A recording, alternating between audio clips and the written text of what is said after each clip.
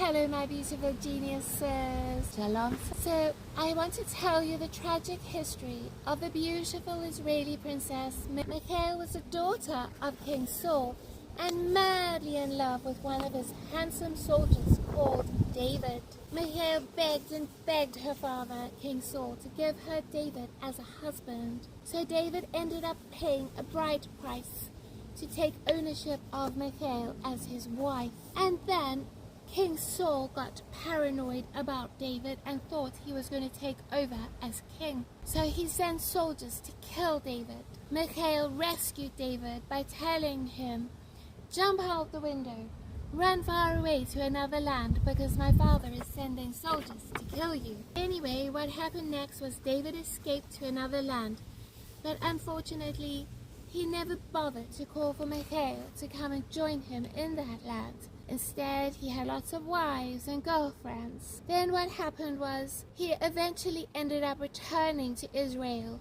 and he was crowned the king of Israel. And when he was there, he remembered that he had paid money for this woman, Michal. So he demanded that she return to him, for her father Saul had given her another husband who truly loved her, and that man's name was Patiel. Anyway, Michal had no choice but to obey this man who had paid for her. So she got on her donkey, rode back to Jerusalem where King David was, and then her true love husband followed her crying all the way back home, for he was losing the love of his life. Anyway, what happened then was Michal ended up dying lonely and childless in her marriage. She was just a possession to King David, nothing more, which is a lesson for all of us.